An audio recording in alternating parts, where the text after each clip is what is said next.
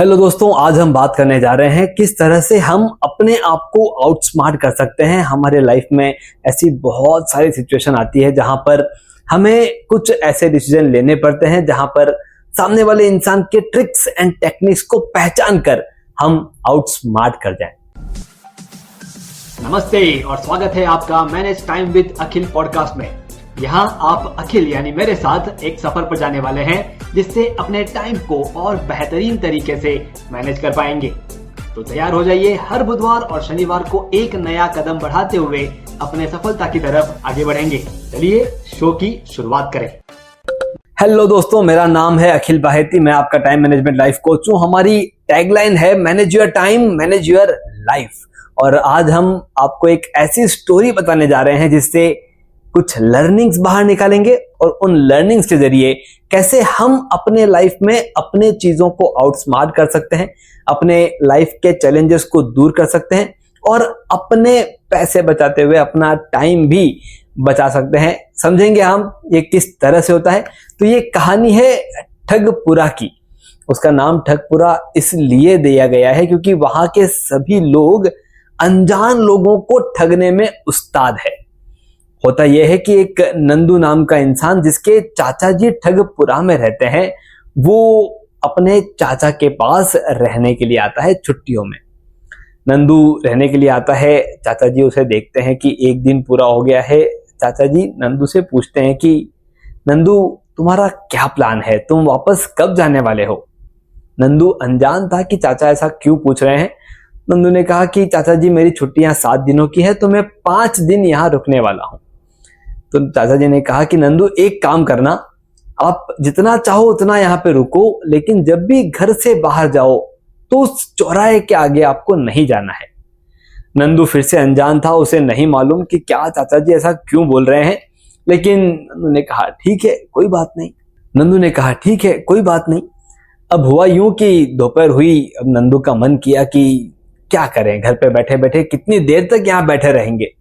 नंदू ने कहा चलो, चाचा ने कहा है चौराहे तक तुम जाके आ सकते हो। तो नंदू घर से बाहर निकला, चौराहे तक वॉक करते हुए गया। जैसे ही वो वापस लौट रहा था, वहां पे एक काना इंसान मिला। काना इंसान मतलब जिसकी एक आंख नहीं है, एक ही आंख उसके पास थी, वैसा इंसान उसे मिला। वो एक आंख वाला इंसान नंदू से कहता है कि अरे तुम्हारा नाम क्या है? तो नंदू ने कहा कि मैं नंदू हूं। और तुम कहाँ रहते हो? उसने कहा कि मैं यहाँ चाचा जी के पास रहता हूँ। तो वो एक आंख वाले इंसान ने कहा कि अच्छा हुआ नंदू तुम मिल गए। नंदू समझ नहीं पाया, बोले मैं बहुत दिनों से तुम्हारी प्रतीक्षा कर रहा था। नंदू अनजान बोले क्या हुआ, आप मेरी प्रतीक्षा क्यों कर रहे थे? उस एक आंख वाले इंसान ने कहा कि मैंने तुम्हारे दादाजी के पास, तुम्हारे चाचा जी के पिताजी के पास मैंने अपनी एक आंख गिरवी रखी थी, और उस एक आंख जो मैंने गिरवी रखी थी, तब उन्होंने कहा था कि जब मेरा पोता आएगा वो आपको आपकी आंख वापस दे देगा, और अब तुम आ चुके हो इस गांव में तो लाओ मेरी आंख मुझे वापस दो। नंदू अनजान वो बोला कि ऐसी कोई बात हुई? बोले कल सुबह आप आना, मैं चाचा से बात करके आपको जो भी है बता दूंगा। नंदू शाम को घर गया। घर जाने के बाद चाचा जी से बात की, चाचा जी को बताया कि ऐसे ऐसे मेरे साथ बीता है और वो इंसान कल सुबह आने वाले हैं अपनी आंख लेने के लिए। उनके चाचा जी को मालूम था कि ऐसा ऐसा क्यों होता है, वो ठगपुरा है और वहां पर लोग किस तरह से ठगते हैं। अब अगले दिन सुबह वो इंसान आया। इंसान आने के बाद चाचा जी और नंदू दोनों उनसे मिले। वहां पे थोड़ी बातचीत हुई कि वो एक आंख इनके दादाजी ने मुझसे गिरवी रखी है तो वो आंख मुझे वापस दीजिए। चाचा जी ने कहा कि ऐसी कोई बात हमको नहीं बताई थी। बोले आपको नहीं बताई होगी लेकिन वो दी है, देखिए मेरी एक आंख नहीं है, वो आपके पिताजी को ही मैंने दी है, आपको वो आंख वापस लौटानी होगी। काफी बातचीत हुई, कहा सुनी हुई। तो चाचा जी ने कहा कि ठीक है, मैं थोड़ा घर में पता कर लेता हूँ कहाँ पर क्या है, और फिर कल सुबह आ जाना, अगर मिली तो मैं आपको दे दूंगा। अब वो एक आंख वाला इंसान चला गया। वो एक आंख वाला इंसान चला गया। अब चाचा जी जो होशियार थे दिमाग के, वो बाजार में गए और बाजार में भेड़ों की आंख, चाचा जी बाजार में गए और बाजार में बकरियों की आंख जहां पर मिलती है वहां से कुछ आंखें बकरियों की वो लेकर के आ गए। और नंदू को समझाया जब वो कल सुबह आए तो तुम्हें क्या करना है।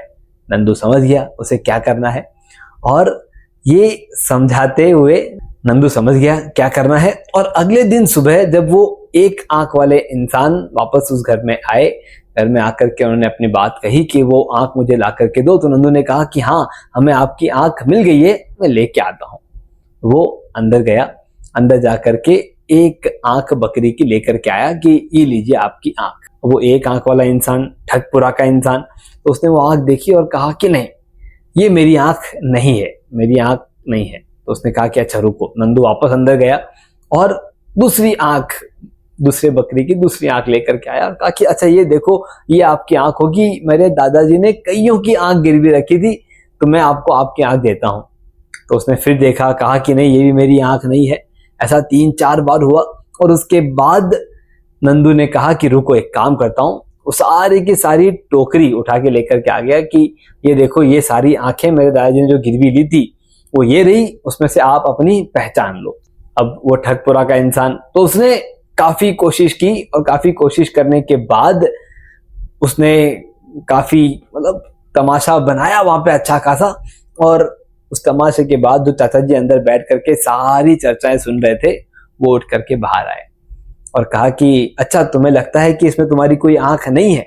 बोले नहीं, इसमें मेरी कोई आंख नहीं है। चाचा जी ने कहा कि एक काम करो, तुम्हारी जो दूसरी आंख है वो निकाल के दे दो, तो हम उस आंख को रख करके बाकी जितनी भी आंख हमारे पास पड़ी है उससे मैच कर लेंगे और आपको आपकी आंख वापस दे देंगे। इतना सुनते ही वो एक आंख वाला इंसान वहां से दुफ उठा के भाग गया। दोस्तों, इस पूरी स्टोरी में हमें क्या समझ में आता है? ऐसा बहुत बार होता है कि हम जब कोई नई इंडस्ट्री में जाते हैं, कोई नए मार्केट में जाते हैं, नई चीज खरीदने जाते हैं, तो बहुत बार ऐसा होता है कि वहां के लोग हमें आउटस्मार्ट करने की कोशिश करते हैं और हम बहुत बार उनकी बातों में उलझ करके कहीं ना कहीं फंस जाते हैं और बहुत सारा टाइम भी वहां पर वेस्ट होता है। जब भी अगली बार आपके सामने ऐसा कोई अपॉर्चुनिटी, ऐसी कोई दिक्कत आपके सामने आए जहां पर आपको फील हो रहा है कि यहाँ पर कुछ फिशी है, यहाँ पर हमें ठगा जा रहा है, हमें अपने आप को आउटस्मार्ट बनाना है, तो सबसे पहला लेसन जो यहाँ पर चाचा जी ने सिखाया नंदू को, टाइम लेना। वहां पर टाइम लिया गया कि चलो कल सुबह आप आना, हम जो भी है आपको बताएंगे। तो जब वो टाइम मिल जाता है तो हम शायद आसानी से रीवर्क कर सकते हैं क्या क्या ऑप्शंस हैं। तो सबसे पहला ऑप्शन है कि वहां पर थोड़ा सा टाइम मांगना है। हो सकता है 10 मिनट का हो, 1 घंटे का हो, 1 दिन का हो, 1 रात का हो, पर टाइम मांगना ये सबसे पहला सॉल्यूशन है। जहां पर भी आपको फीलिंग हो कि दाल में कुछ काला है, तो सबसे पहले टेक्निक टाइम मांगना। और दूसरी टेक्निक, जब भी आपकी ऐसी कोई चीज आ जाए जहां पर चाचा जी ने कह दिया कि आप आपकी दूसरी आंख दे दो, हम मैच कर लेंगे, ऐसे सिचुएशन में आपको ऐसा कोई पॉइंट पकड़ना है जहां पर सामने वाला इंसान का कुछ वैल्यूएबल चीज वहां पर मैच हो जाए या उस वैल्यूएबल चीज की वैल्यू वहां पर लग जाए। ऐसी कोई चीज करने की कोशिश करनी है। फॉर एग्जाम्पल, आप किसी कपड़े की दुकान में गए हैं और कपड़े की दुकान में आप कपड़ा देख रहे हैं और आपको लग रहा है कि इसकी ये रेट नहीं होनी चाहिए।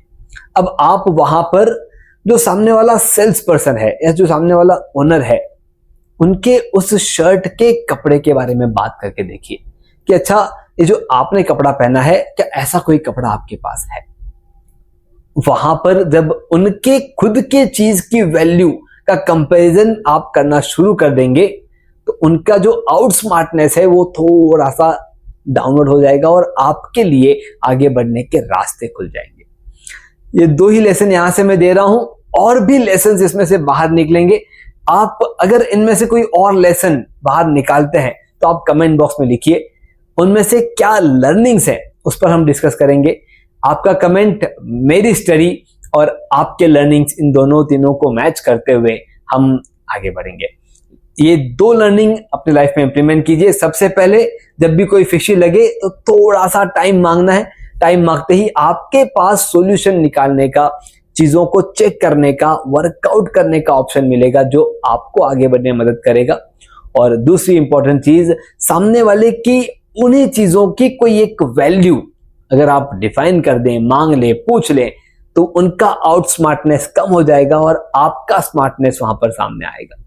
2 चीजें ट्राई कीजिए, बाकी चीजें कमेंट कीजिए, हम उनमें और बातचीत कर सकते हैं। मैं आपका टाइम मैनेजमेंट लाइफ कोच अखिल बाहेती। हमारी टैगलाइन है manage your time, manage your life. धन्यवाद। आपने सुना manage time with Akhil podcast का यह एपिसोड, जिसमें बताई गई टाइम मैनेजमेंट तकनीक के जरिए अपने जीवन में हम एक कदम आगे बढ़े। अगले एपिसोड के जरिए अगला कदम उठाने के लिए इस चैनल को, शो को सब्सक्राइब जरूर करें। ध्यान रहे, आपके रेटिंग्स और रिव्यूज से हमारे बीच की दूरियां कम हो जाती है।